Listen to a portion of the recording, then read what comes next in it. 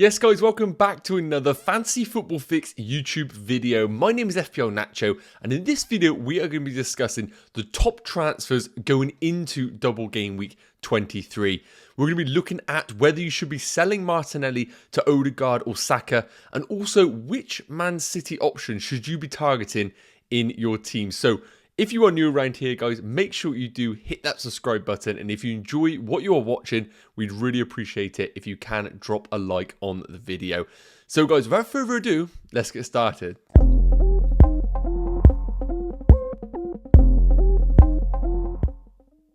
Okay guys, so first up, we are going to be looking at those Arsenal midfielders. Now, whether you're in a position where you own Martinelli and you're looking to potentially move away, or you're buying your first Arsenal midfielder, this section is going to be very much valuable to you going into this double game week 23. And that is a reminder, if you didn't know already, that Arsenal do have a double game week with two home fixtures against Brentford and against Man City. That important title match which could really sway the race this season. Now on screen here you can see the underlying stats for all three players between game weeks 17 and 22. So effectively post World Cup, which I really do think are worthwhile kind of durations of us considering when we are looking at underlying stats. Yes, it is a smaller sample size than the course of the season, but I think things have started to change a little bit post World Cup. In particular, the new signing of Leandro Trossard, who has started to take some minutes away from Martinelli. And we've seen in the last 3 league matches Martinelli be substituted early, which poses the question whether he is actually still a good FPL option going forward. Now, with the stats that you can see on the screen here, per 90 minutes, which these are based off, in terms of expected goals, Martinelli is on par with Bukayo Saka at 0.23, with Martin Odegaard at 0.17. And when we look at the expected assists as well, we know that Odegaard is the chance creator in this team, pumping up numbers of 0.35. But importantly, Martinelli posting in 0.22 per 90 is better than Bukayo Saka at 0.18 per 90. And we have to remember that there is a 1.5 or 1.6 million difference between Martinelli and Bukayo Saka. So when we're looking at the underlying stats per 90 minutes, just that alone, Martinelli is probably one of the standout options in this midfield. He offers both goal threat and chance creation in that midfield. However, with the introduction to Trossard, we are seeing those minutes slowly chipped away each and every game. And when we're walking into a double game week, it really is about the expected minutes that we need to consider for our FPL options.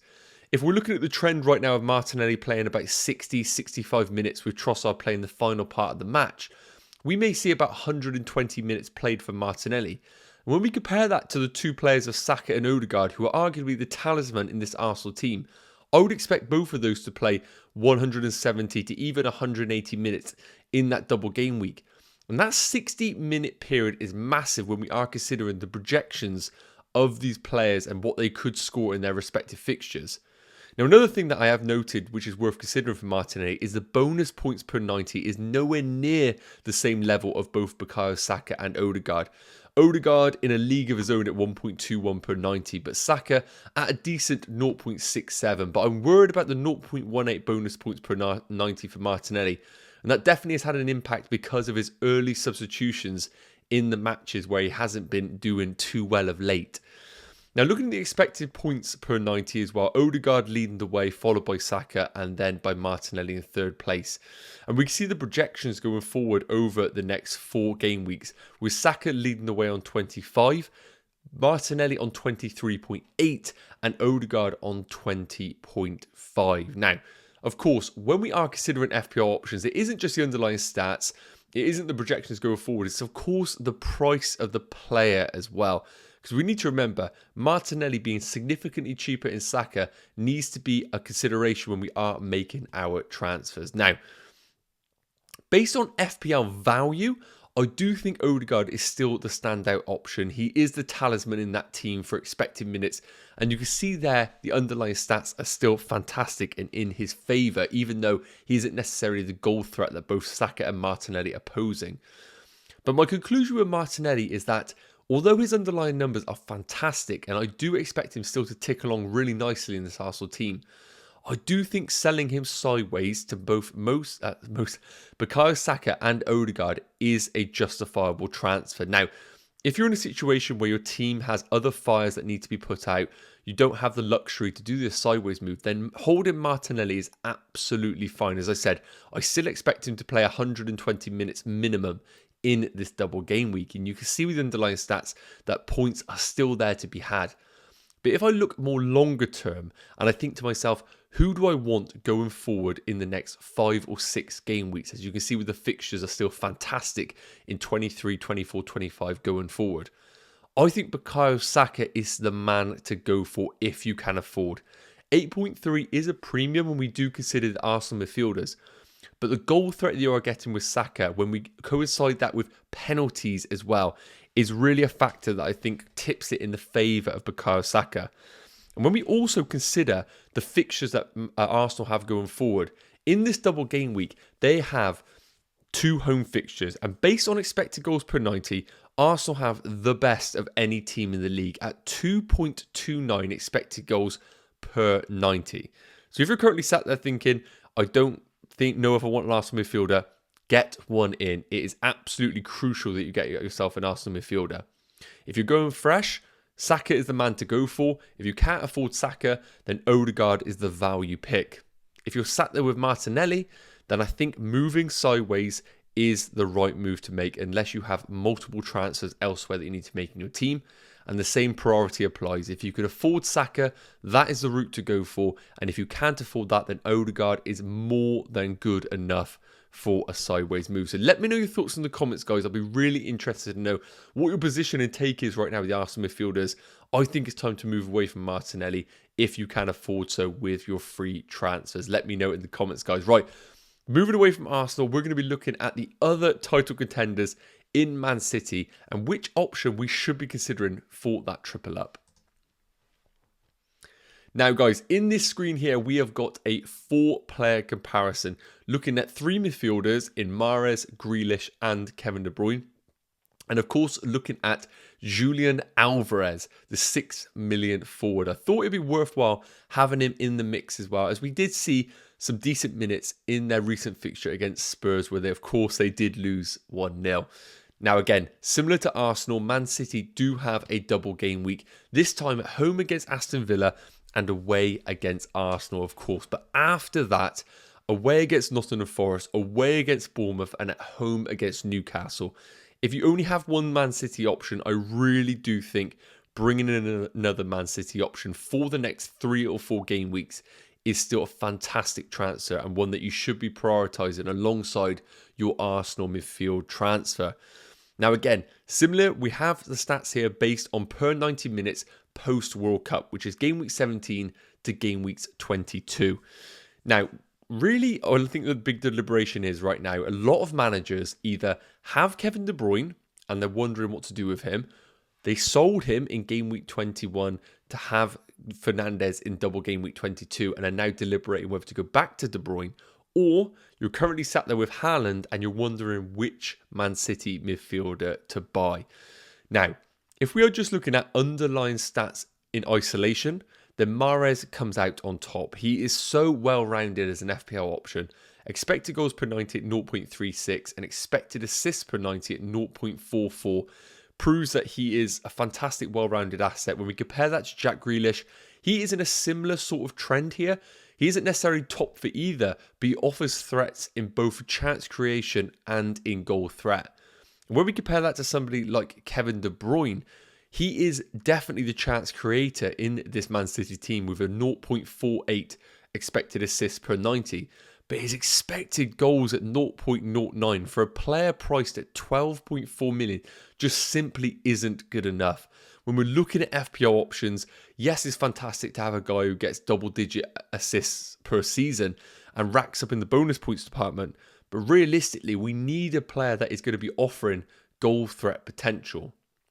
So when we're just looking at the midfielders in isolation there, the same trend happens. With big chances per 90, it's in Mahrez's favour. Not per big chances per 90. So Kevin De Bruyne hasn't had a big chance post-World Cup. Again, showing that he's not getting into the positions in this Man City team to have any sort of goal threat. and really isn't the best thing when we are reading as a Kevin De Bruyne owner. And expected FPL points per 90, again, the trend continues. Mahrez topping the charts, Grealish second, and Kevin De Bruyne, the most expensive asset, coming in at third. Now, as I mentioned, I did want to put Alvarez on the screen for those managers that may be tempted to go for a forward option alongside Erling Haaland in their teams. Again, I'm not urging any manager to sell Erling Haaland. That is just, can't be done, cannot be done. So, in regards to Alvarez, he's currently priced at 6 million and did get some game time against Spurs. But it seems like the common trend right now for Pep Guardiola is that he deploys a front two of Haaland and Alvarez against teams that play back threes, in particular tricky teams. And I don't think necessarily that Alvarez's minutes are going to be hard. They're going to be very difficult to predict going forward. And of course, when we are looking at bringing in a player for the double game week and those two fantastic away fixtures, Pep is tough enough to predict as it is, let alone someone like Alvarez who gets deployed in different formations based on the opponent. And I think it's 6 million as a forward, even though he could be fantastic value. As you can see, expected goals per 90 at 0.37 is very tempting. I don't think it's the route that I'm going to recommend you guys going for. I think it takes up a valuable Man City spot where you could invest that in the midfield, knowing that their expected minutes is likely going to be higher. But again, let me know in the comments, guys, if Alvarez is somebody you are considering. So, what to do with the midfielders? I think if you're buying right now, I still think Mahrez is the route to go for. Yes, Kevin De Bruyne with that price tag feels like he's the obvious route to go for, and having been rested pretty much in that Spurs game, I expect him to play both these games in the double game week. I think really looking at the value right now, yes, Kevin De Bruyne in hindsight could do amazing things against Villa and Arsenal. We could turn around and say, that's good old Kevin De Bruyne. But realistically, looking at these underlying stats, I can't sit here and tell you to buy Kevin De Bruyne over Mahrez when he's 5 million cheaper. So realistically, if you're buying in fresh, guys, I think Mahrez is still the play to go for. Yes, his minutes could be at risk, but you'd argue that with Kevin De Bruyne as well, with the rotation that we did see against Spurs. With Jack Grealish, I like him as an option, and he is posting some okay numbers. But when you watch him, I just don't think he has that high ceiling that Riyad Mahrez offers as an FPL option, and he's only 0.9 million more expensive. Now, if you did the Kevin De Bruyne to Fernandes move, and you're debating what now to do with Fernandes, I do think moving to a Man City midfielder will pay dividends over the next 3 fixtures. We need to remember Man United blank in game week 25. But I don't think it's as urgent transfer as it was once, maybe a couple of game weeks ago. I think Fernandes to Mahrez is still the recommended move. It gives you money in the bank to invest elsewhere in your squad. But I do think Fernandes to De Bruyne is a good move for your teams, only because it sets a placeholder in your midfield for potentially moving sideways to someone like Mo Salah if Liverpool get a future double game week announced in game week 25, which could be likely. So to round it up, Fernandes to Mahrez would be my recommendation if you want to move away from Fernandes. I like the move to De Bruyne if you want to have a placeholder with a premium midfielder for later down the line moving to Salah. And realistically, for buying fresh, Mahrez is still the man to go for, I believe. Let me know your thoughts in the comments, guys. I'll be really interested to know what your thoughts are on the Man City attackers. Right, last up, we're going to be discussing some players that don't actually double, but in fact blank in future game weeks, but should still be on our radar. Now, those players are going to be Brighton's Mitoma and Solly March. Now, of course, Mitoma has been the talk of the town recently, picking up that amazing header, which is very unlike Mitoma, in that 1-0 win against Bournemouth, to coincide with his previous goal in the previous game week. And really in this kind of screen here, I just wanted to show how Brighton are still options for us to consider, even though they blank in game week 25. Now, just to read off the fixtures for Brighton. Game week 23, they're away against Crystal Palace. Game week 24, they're at home against Fulham. Game week 25 is a confirmed blank for them. They will not play. So you are going to have your bench come in handy if you are going to hold on to your Brighton players in that week. But in game week 26, they are at home against West Ham. And there is a potential for a double game week in 26 as they have multiple fixtures to rearrange. And based on some predictions out there, 26 could be the time where they squeeze one of the games in for them. So Brighton are a very tricky team to target right now. The fixtures coming up are very good, but because of that blank in 25, I feel like a lot of managers don't want to invest in them, even though there is that probability of maybe having a double in game week 26. And naturally, we've seen it in years gone by where managers avoid these kind of players because they think, I don't want to bring in a guy that blanks in 25, and they miss all of these returns that the player is delivering before that blank game week, which for some managers can be negotiated easier than they first anticipate. Now, looking at the screen here, it again is based on the points scored from game week 17 to game week 22. And I really think this is an interesting read here because naturally the headlines have been going towards Mitoma, who has been picking up plenty of attack and returns.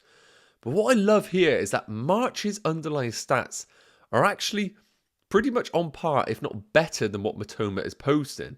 Now, both the same price at 5.2 million. The expected goals per 90 is slightly in Mitoma's favour at 0.37, but Solly March's at 0.31 is nothing to be sniffed at. That's some decent underlying numbers. And importantly, expected assists per 90, 0.38 for Solly March, only 0.09 for Mitoma. So really, we're looking at much more of a well-rounded FPL asset in Solly March in comparison to the goal threat that Mitoma is posing right now. But the big discrepancy that I am seeing is the big chances per 90. And again, it comes back to the discussion we had with KDB. I want a player that is going to be getting those big chances and getting that expected goals per 90. And we're not necessarily seeing that with Solly March in the big chance department. 0.85 for Mitoma per 90 is really, really impressive reading. And it's right up there with some of the midfielders, considering his price at 5.2 million. But as I mentioned, potential for points is in Solly March's favour, and that is shown in the expected points per 90, 6.79 compared to Mitoma's 5.55. So realistically, guys, if you're looking to bring in a Brighton asset, the first thing you need to remember is that they are blanking in game week 25, but I don't think that's necessarily something that you need to be completely put off from. I think if you're sat there right now with triple Man United, triple Newcastle, then Brighton might be in a void because we need to remember those are other two teams that blank in game week 25, and you're going to build a squad that is going to be very difficult to negotiate that week. But if you are in that position where you're expecting to be on two Man United and maybe only one Newcastle, and you're sat there with maybe an Almiron in your midfield, I don't think the boat has sailed for these two Brighton options at all. I think a sideways move to someone like Mitoma is a still fantastic move. You bench him in game week 25 with that potential of the double in 26. Now, if I was buying fresh right now, I think I would still go for Mitoma because I always want that asset that is offering the goal threat. But as you can see on the screen, and I've discussed this, March is still an underlooked player, and I would not be surprised at all to see him go on a bit of a run himself and the tides start to slightly turn, because with him being on set pieces and with him posting these overall stats on XG and XA, I would not be surprised to see March have his time in the sun in game weeks 23 and 24. It shouldn't be a surprise to you guys that are watching this right now. But if I was to choose one, I would just favour Mitoma, mainly because those big chances per 90 being massively in his favour. But again, guys, let me know your thoughts in the comments. I'd be really interested to know which Brighton asset you would consider out of both Mitoma and Solly March. So guys, that is going to wrap up today's Game Week 23 top transfers video. I really hope it has provided some value to you. And if it did, it'd be fantastic if you could drop a like on the video. And if you haven't already, you could join us on the journey and drop a subscribe on the channel. We are doing daily videos and, of course, a Friday live stream to answer any of the questions that you have. So that just leaves you guys to say, have a fantastic week. And I personally will see you on Friday's live stream. Take care. Cheers.